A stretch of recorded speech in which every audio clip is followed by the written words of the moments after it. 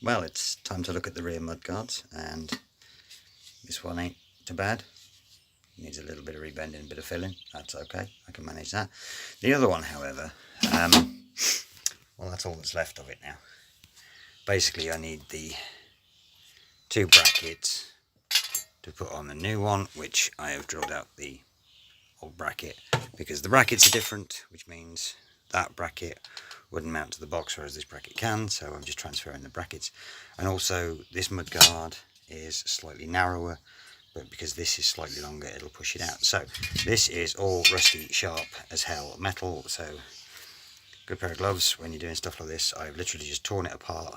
I'm going to come back in a bit with the grinder just to get these rivets out, and then we'll mock it up and clean up these ends because these are going to be rusty, and then we'll get that riveted together and filled, and then we'll fill that one, and as the mudguard's done, just leaves the box.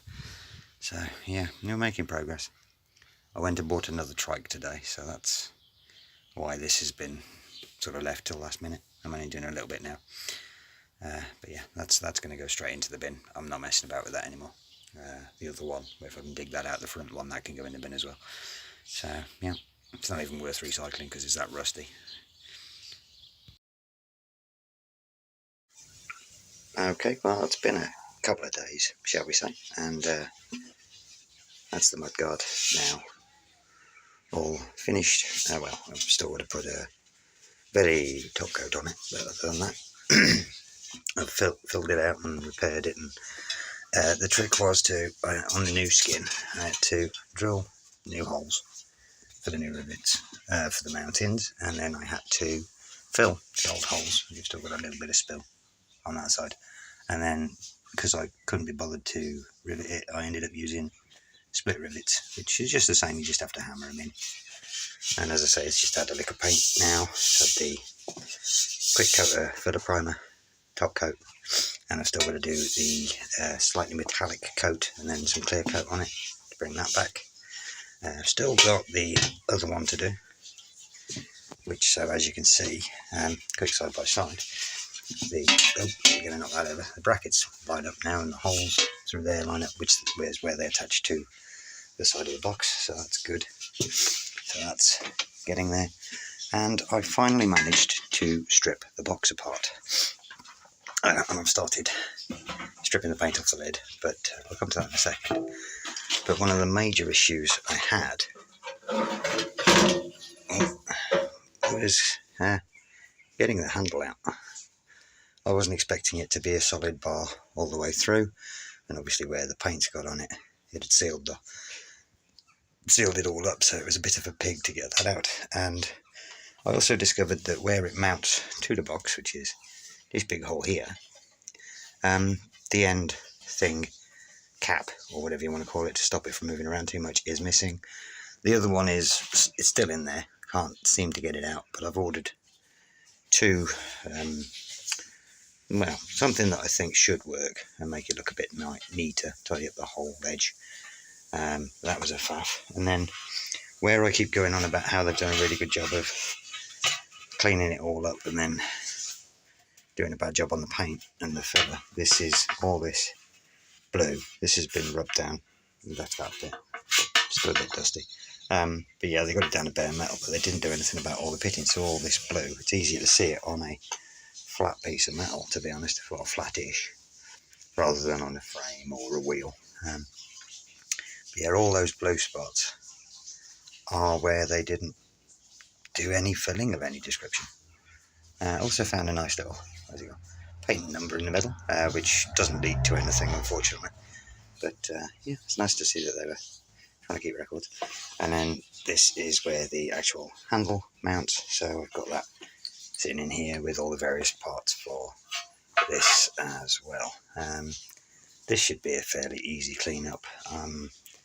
The handle is very, very worn out, so I might replace that. Just got to get another grip of some. Oh, it's actually got the Fly logo on it, which I hadn't noticed, so that's fun. So we might keep that then. Might just tidy up the ends, and also the end appears to have rotted through or been crushed or something, so I might have to do something with that as well. But yeah, that's where we're at. So I've still got the other mudguard to do. That one needs another coat of paint, and then we're working on the box now because I just wanted to do something a bit different. I mean, if you look on the inside, all that yellow is where I've just badly rubbed it down. Yellow green, that's the undercoat or whatever.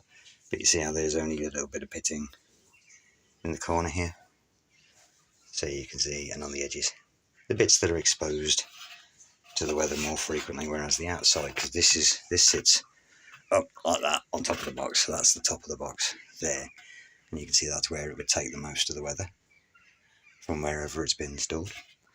So we are still plugging along. We're not far off now. It's literally that, and then bolt it together.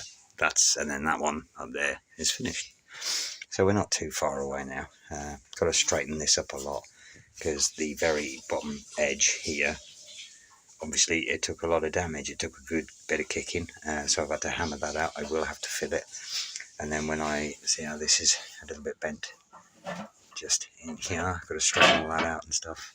I've already had to make the lid fit a little bit better. We've got a slight crease in the lid, so there's still a fair chunk of work to do, but that's my biggest concern. The bolt actually goes through that bit, so that's been, yeah. So what I'm thinking of doing there is sandwich it between two washers and then just fill, I think. I'm not sure. Once I've got it cleaned up, we can have a look-see, but in the meantime I can do the rest of it. So there we are, just a short update for you with water running in the background, and again, that bit there is where the catch latch is in underneath, so that's obviously been, somebody's left the catch unlocked and just beaten it. Again, the metalwork isn't too bad. There are a couple of little pinholes in this mudguard which you can just about see light through, which again, once I've got it stripped down, I can look at it, and all of this edge here is going to need a spot of filler just to bring it back smooth, because again, it's a weird one because you can always kind of tell. Normally with push bikes and things, you can tell how they've been stored, you know, leaning up against a wall or whatever, because the one side is usually rougher than the other. But with a trike, because it sits flat, because it doesn't tilt because it's on three wheels, normally it's even just across the top. On this one, it's definitely one side is worse than the other. So that's an odd one, but yeah.